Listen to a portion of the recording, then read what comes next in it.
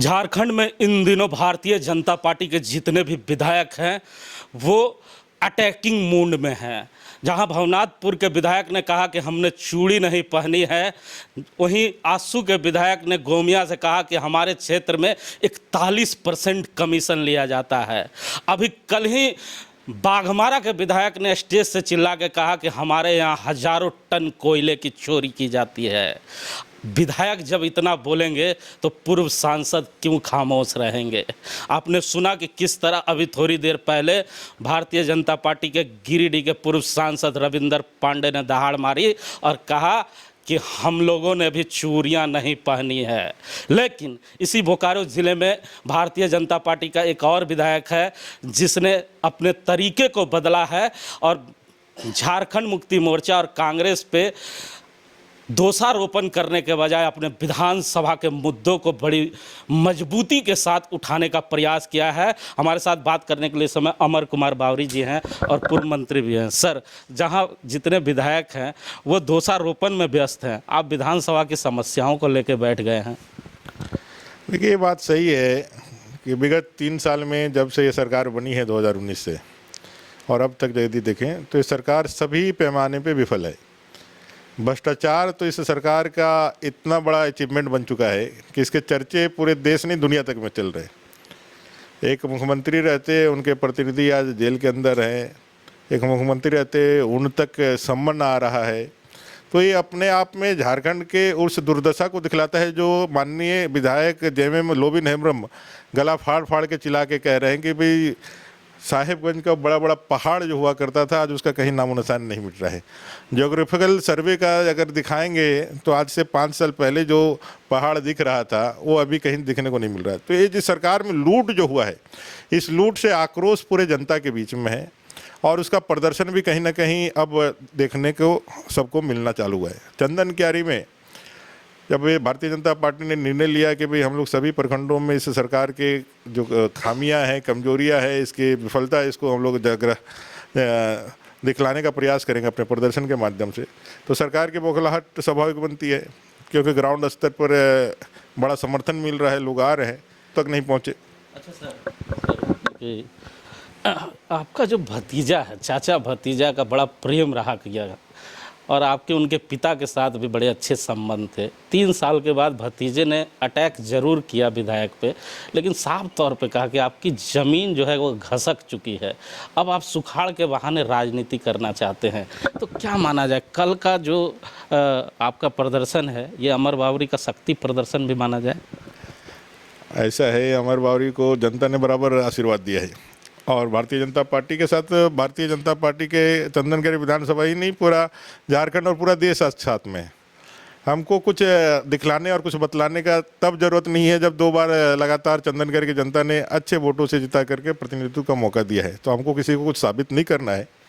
हाँ, ये बात जरूर है कि भाई कल जो है हम लोगों ने जो कार्यक्रम पूरी रचना बनी है पूरे झारखंड प्रदेश में मंडलों का, प्रखंडों का घेराव करने का, एक विशिष्ट मुद्दा है। प्रदर्शन भी सरकार के फेलियर और जो जन मुद्दे हैं उसको लेकर के है। तो सुखाड़ भी सबसे बड़ा मुद्दा है। अमर बावरी मुद्दा नहीं उठाएगा, आप सरकार में हैं, आप उसको कर दीजिए। जो अभी मैं बहुत मुझे हंसी आ रही थी कि हास्यास्पद एक अखबार में एक बयान आ गया कि मानवीय भूल के चलते ये छूट गया है, टंकन छूट गया। मैंने डीसी साहब को लगाया, हम बोले भाई क्या है भैया बताइए जी क्या है। बोला नहीं साहब तो निकल गया है सुखाड़ के इसमें, तो इसको नहीं चढ़ाया गया है, सुखाड़ से बाहर हो गया है। हम बोले से क्या होगा? बोलते क्या होगा, वो अनाज वाला तो लाभ मिलेगा जो राज्य सरकार का जो मिलता है 5 किलो अनाज वाला, लेकिन केंद्र सरकार का जो पैकेज आना था सुखाड़ से जो आएगा उससे चंदन का 50 भी कर जाए। तो मेरा ये कहना है जो पैसा आपको देना भी नहीं है। भतीजे के प्रश्न का जवाब दीजिए। मैं जानता हूँ कि आपसे मैं सकूँगा। भतीजा तो भतीजा ही होता है, अभी सीख रहा है, अच्छा से सीखे। भतीजे जो आरोप लगा रहे, कह रहे हैं कि चंदनकारी में हर जगह धान रोपनी हुई। आपका कैमरा है, आपका माइक है, आप है, अगर कहीं रुपाया है तो दिखेगा भी। तो जाकर घूम करके देख लीजिए। सच कंगन को आरसी क्या, पढ़े लिखे को फारसी क्या, आप जाकर के देख लीजिए भाई कहाँ धान रुपाया, कहाँ नहीं लगा, कौन खलियान में जो है धान का गादा गादा है, कौन कृषक जो है वो जाकर के कटाई के लिए परेशान है, कटाई करने के लिए जा रहा है। सारा खेत जो है खील पड़ा हुआ है। एक दो जगह हो सकता है 10% 5% खेती हो सकती है, लेकिन 10-5% से 100% किसान का। बाकी जो सुखाड़ का जो आपने, मैं तो पूरा झारखंड में घूम रहा हूँ, मेरे जिनको उन्होंने सुखाड़ के क्षेत्र में जो ब्लॉक को जो डिक्लेरेशन किया है उसके सारे उससे ज़्यादा खराब हमारी स्थिति है, लेकिन हमको क्यों नहीं किया। अब भाई ये तो सरकार का काम है ना, आकलन करने की टीम, उसमें सर्वे करने की टीम सरकार भेजती है, वो तो विधायक भेजता नहीं है। बहुत लोग जो है चंदन क्यारी में कुछ ना हो तो उसके लिए विधायक दूसरे, कुछ लोग ऐसे ही लोग थे। एक चीज़ विषय बताते हैं, जब इंजीनियरिंग कॉलेज की लड़ाई हम लोग लड़ रहे थे, जो हम लोगों ने कर दिया था, तो ऐसे ही लोग कह रहे थे इंजीनियरिंग कॉलेज जो नहीं होने वाला है, ये विधायक अपने मन से बोल रहा है, ये कहीं हुआ ही नहीं था, विधायक जी ने क्यों नहीं कर लिया था उसी समय से। आज इंजीनियरिंग कॉलेज को चंदन क्यारी ने लड़के वापस लिया ना, अच्छा इंजीनियरिंग कॉलेज बनना तो प्रारंभ हो गया ना। उसी तरह से लोग अपने सरकार को डिफेंड करने के चक्कर में अपने ही फजीयत करा लेते हैं, वो जनता देख रही है, उसमें हमको क्या बोलना है। दो प्रश्न और पूछूंगा। एक प्रश्न कि राजनीति में त्रिदेव की राजनीति होती है और तीन ऐसे शख्स हैं जो चंदन क्यारी में हमेशा चर्चे में रहते हैं, दो आपस में चल रहे हैं, तीसरे बड़े खामोश हैं और बड़े खुश हैं, कह रहे हैं कि भाई का प्रमोशन होने जा रहा है और भाई अब लोकसभा लड़ेंगे। तो क्या माना जाए कि जो चंदन क्यारी में त्रिदेव नहीं, एक ही देव है, दूसरा कोई देव नहीं है। चंदन क्यारी की जनता बताती है, जानती है। चंदन क्यारी के सुख दुख में, चंदन क्यारी के विकास के जितने आयाम को हम लोगों ने अब छुआ है पिछले 8 साल में, वो किसी ने नहीं छुआ है। इसलिए चंदन क्यारी की जनता जानती है अपना हित कहाँ पर है। इसलिए जिनको जो खिचड़ी पकानी है, जिनको जो ख्याली पुलाव पकाने हैं, जिनको जो क्या बोलते हैं मुरारी लाल के हसीन सपने देखने हैं, वो सब उनको मुबारक हो। चंदन क्यारी का बेटा है, चंदन क्यारी के लिए समर्पित है, चंदन क्यारी के लिए राजनीति चालू की है, चंदन क्यारी के से ही राजनीति मेरी है और चंदन क्यारी से ही मेरा पहचान है और चंदन क्यारी से ही मेरी आज की उपलब्धि भी है। और चंदन क्यारी ही हमको जितना दिन रखेगा, चंदन क्यारी नहीं रखेगा तो नहीं रखेगा।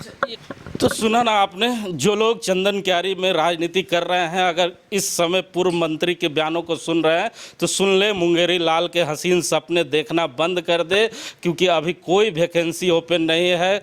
अमर कुमार बावरी चंदन क्यारी छोड़कर कहीं नहीं जा रहे हैं और अगले बार भी विधानसभा चुनाव लड़ने की तैयारी पूरी मजबूती के साथ कर रहे हैं, क्योंकि साफ तौर पे उन्होंने कह दिया है कि चंदन क्यारी ने ही पहचान दिया है और चंदन क्यारी के साथ रहूँगा। कैमरामैन देवेंद्र के साथ जीपी मंसूर।